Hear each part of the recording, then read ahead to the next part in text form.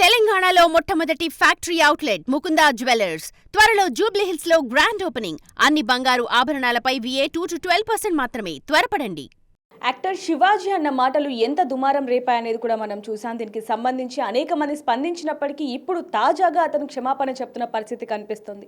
మరోవైపు అనసూయ అలాగే చిన్మయ్ వీళ్ళిద్దరు కూడా స్పందించినా కూడా వాళ్ళ మీద నెగటివిటీ ఎక్కువగా వస్తుందన్న వార్తలు కూడా మనం వింటూనే ఉన్నామని చెప్పొచ్చు. మరి దీనికి సంబంధించి విశ్వ హిందూ రక్ష పరిషత్ యమునా పాఠక్ గారు మనతో పాటు ఉన్నారు. ఒకసారి వారితో మాట్లాడి ఏం చెప్తారనేది కూడా మరిన్ని వివరాలు తెలుసుకుందాం. నమస్తే మ్యామ్. నమస్తే మేడం, శివాజీ గారు ఎంత పెద్ద యాక్టర్ అనే విషయం మనందరికీ కూడా తెలిసిందే. అలాంటిది ఆయన ఒక్కసారిగా ఇలాంటి మాటలు ఒక స్టేజ్ మీద అనటంతో చాలా నెగిటివిటీ వచ్చిందని చెప్పొచ్చు. కానీ అమ్మాయిలు వేసుకుని డ్రెస్సింగ్ గురించి చెప్పడం కరెక్టే, కానీ అంటే అనే మాటలు ఏవైతే ఉన్నాయో అవి కరెక్ట్ కాదు అంటూ కూడా చాలామంది చెప్తున్నారు. దానికి సంబంధించి ఏం చెప్తారు?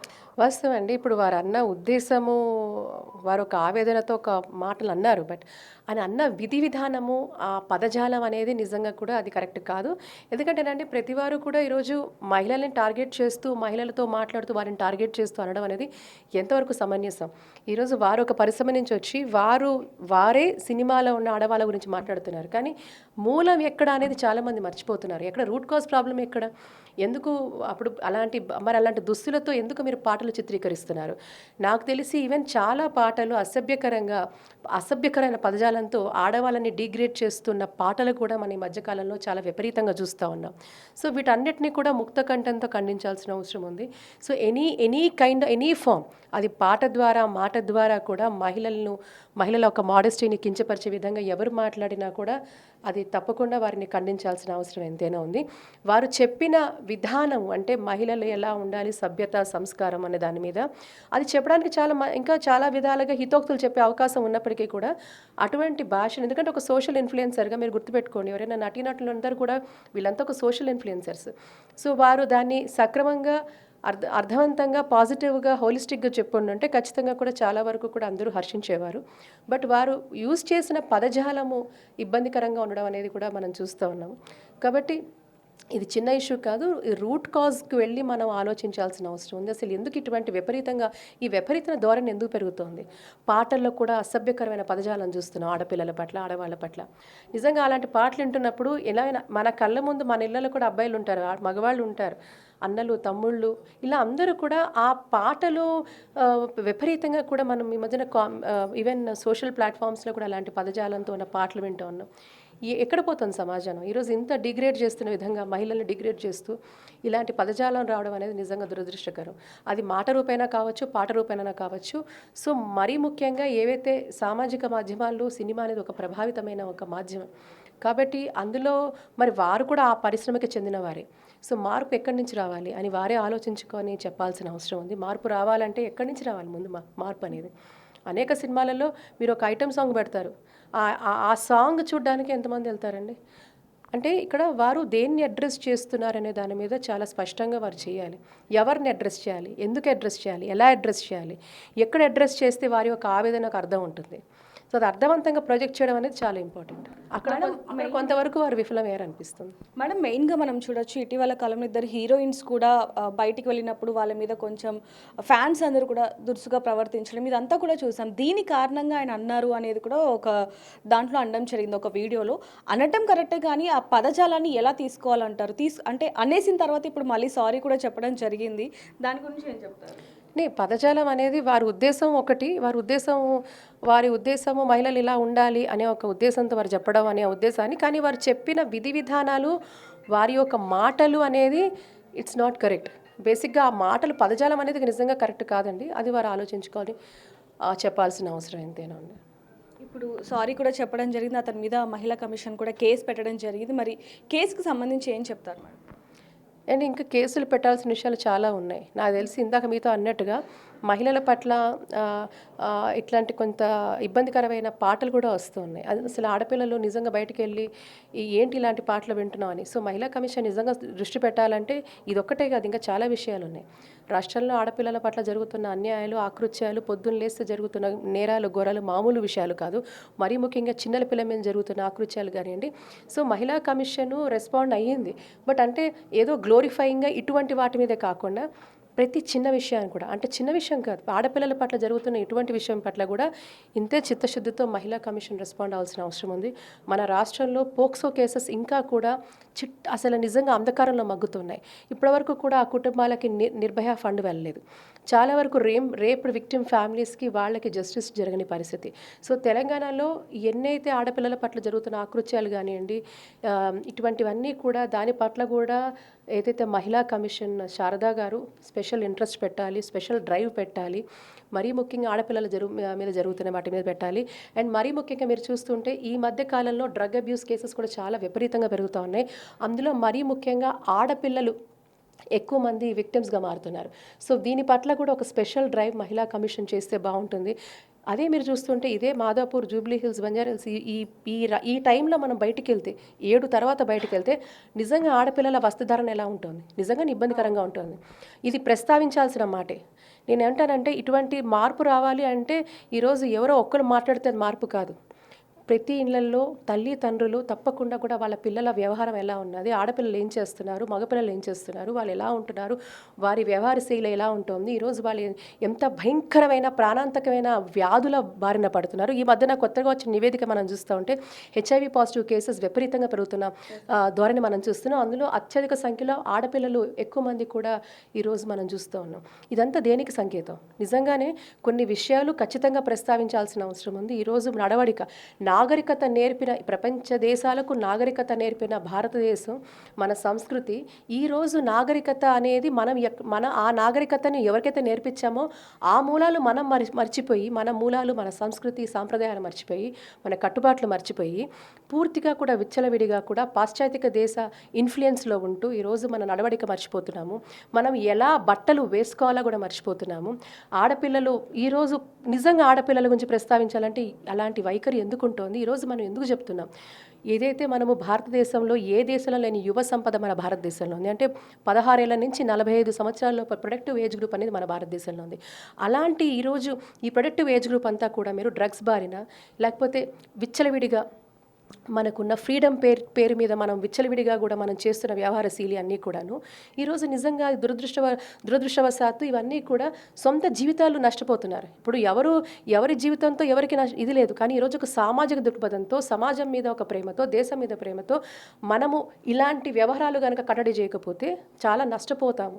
కాబట్టి కుటుంబ వ్యవస్థ, కుటుంబంలో ప్రతి తల్లి తండ్రి తమ పిల్లలు ఎలా పెరుగుతున్నారు, ఎటువంటి వాతావరణం ఉన్నారు, ఇలాంటి దుస్తులు వేసుకుంటున్నారు, కాబట్టి వాళ్ళ అంతర్గతంగా జరుగుతున్న విషయాలు ఏమిటి, వాళ్ళు ఈరోజు ఎటువంటి వాటికి బారిన పడుతున్నారు, ఇవన్నీ కూడా గమనించాల్సిన అవసరం ఉంది.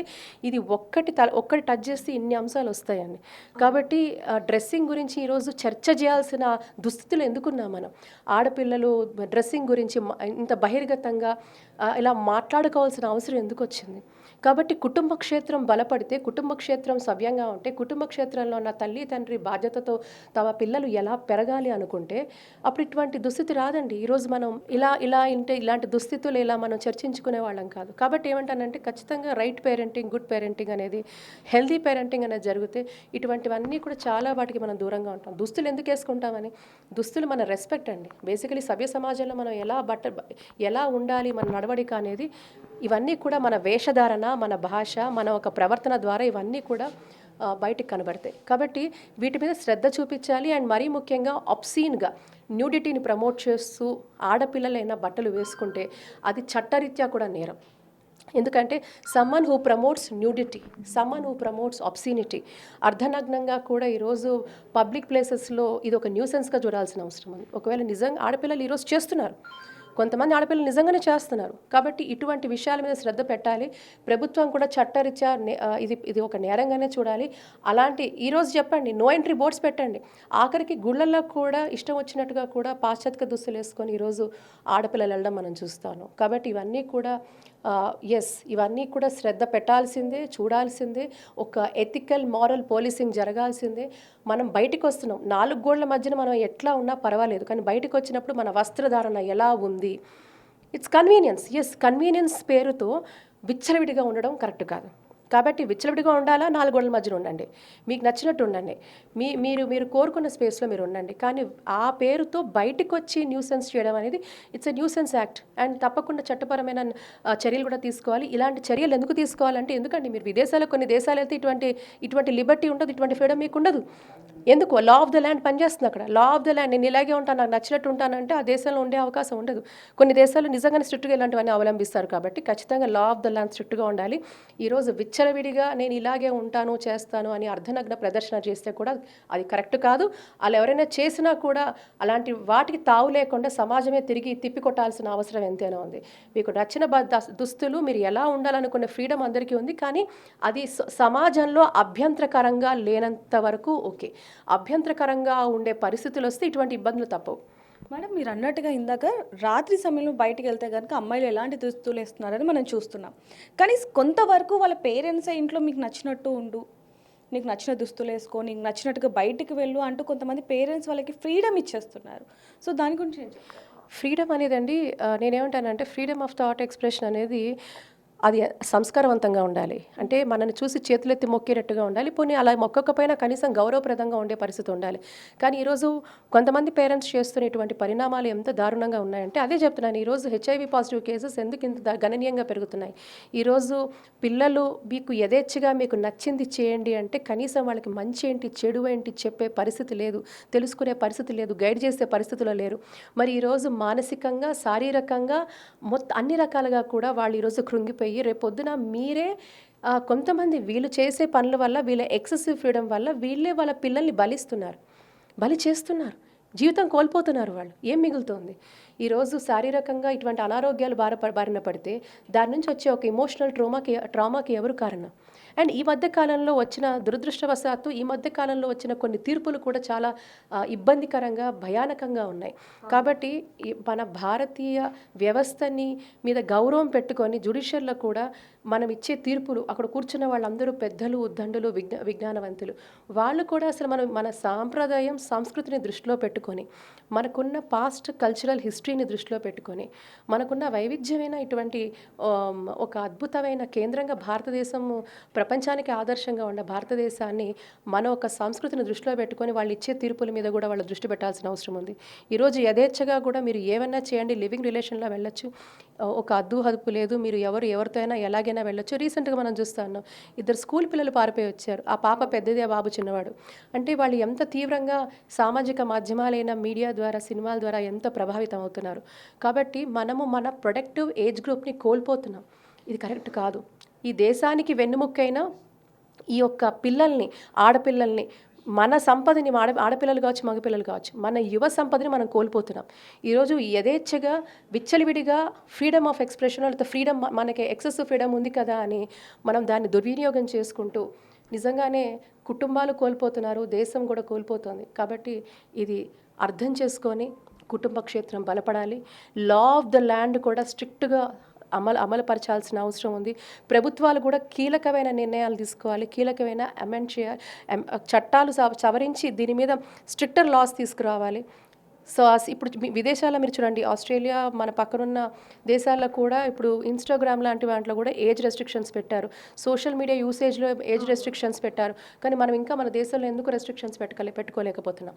కాబట్టి ఒకటి అంటే గవర్నమెంట్ చేసే ఒక పాలసీ, ఒక గవర్నెన్స్, ఒక స్ట్రిక్ట్గా అమలు చేయడం ఒకటి. అన్నిటికీ మించి పెద్దవాళ్ళు పిల్లలతో కూర్చొని, వాళ్ళ కుటుంబ సభ్యులతో కూర్చొని చర్చించాల్సిన అంశం. ఇది చేయకపోతే మనం చాలా కోల్పోతాం. కోల్పోయినప్పటికీ ఏం కోల్పోయామో తిరిగి చూసేటప్పటికి మన దగ్గర ఏది మిగలదు, అంతా అయిపోతుంది. కాబట్టి శూన్యంగా ఉండకూడదు. కాబట్టి ఇందులో ఇంత లోతైన అర్థం ఉంది. ఇప్పుడు వారు ప్రస్తావించిన మాటలు, ఆ అర్థం ఏదైనప్పటికీ కూడా వారు వాడిన పదజాలం యాక్సెప్ట్ చేయదగ్గ పదజాలం కాదు. కాబట్టి ఇలా ఈరోజు ఇంతమంది బహిర్గతంగా మాట్లాడుతున్న దుస్థితిలో మనం ఎందుకున్నాం? కాబట్టి కుటుంబ క్షేత్రాలు బలపడాలి, విద్యా సంస్థలు బలపడాలి, ప్రభుత్వాలు కీలకమైన నిర్ణయాలు తీసుకోవాలి. తప్పు చేసిన అమ్మాయిలైనా, అబ్సినిటీని ప్రమోట్ చేసిన అమ్మాయిలైనా, ఎవరైనా అబ్బాయిలైనా వాళ్ళ మీద చట్టపరమైన చర్యలు తీసుకోవాలి, కఠిన శిక్షలు వేయాలి.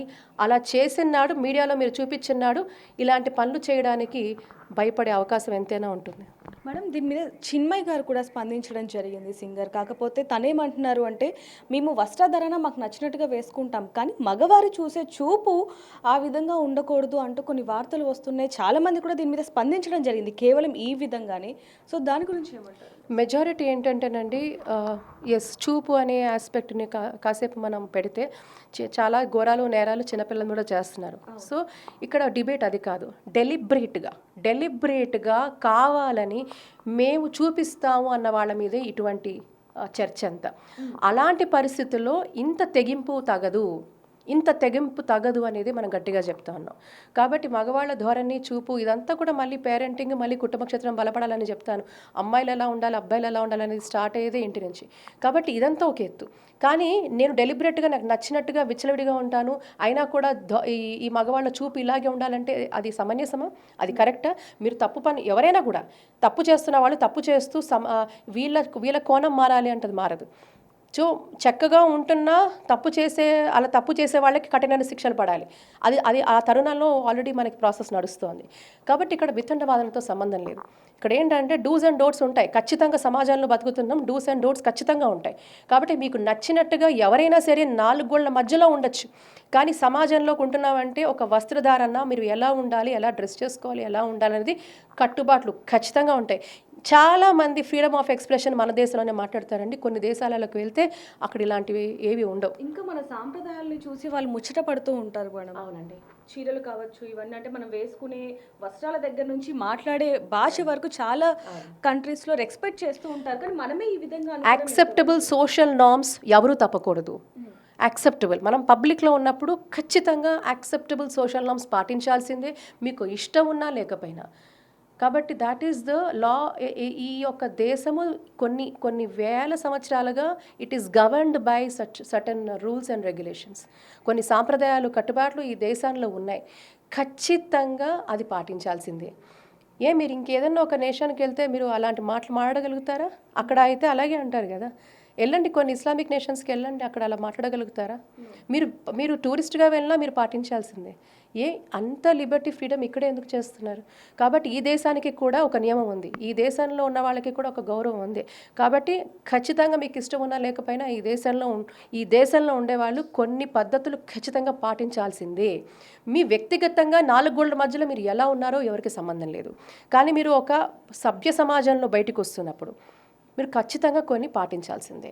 మేము పాటించము అంటే దానికి చట్టపరమైన శిక్షలు కూడా ఉన్నాయి. If you are promoting obscenity, if you are promoting nudity, మీరు డెలిబరేట్గా ప్రమోట్ చేస్తున్నారు అర్ధనగ్నతత్వాన్ని, ఇట్లాంటివి అంటే దాని న్యూసెన్స్ యాక్ట్ కింద కూడా లోపల 100% కేసు ఫైల్ చేయొచ్చు. సో ఇలా చేస్తేనే కొంతమంది బుద్ధి వస్తుందేమో అని అనుకుంటున్నాను. సో నిజంగానే శివాజీ గారు అన్న మాటలు కొంచెం వివాదాస్పదంగా మారినప్పటికీ ఆయన ఏదైతే పదజాలం వాడారో అవి మాత్రం కరెక్ట్ కాదు అనేది మాత్రం చాలామంది చెప్తున్నారని చెప్పొచ్చు. ఇప్పుడు అంటే స్టేజ్ మీద అంతమందిలో అనేసి ఇప్పుడు క్షమాపణ చెప్పడం ఎంతవరకు సమన్యాయం అనేది కూడా కింద కామెంట్లో రాయండి. మరిన్ని వార్తల కోసం చూస్తూనే ఉండండి బిగ్ టీవీ.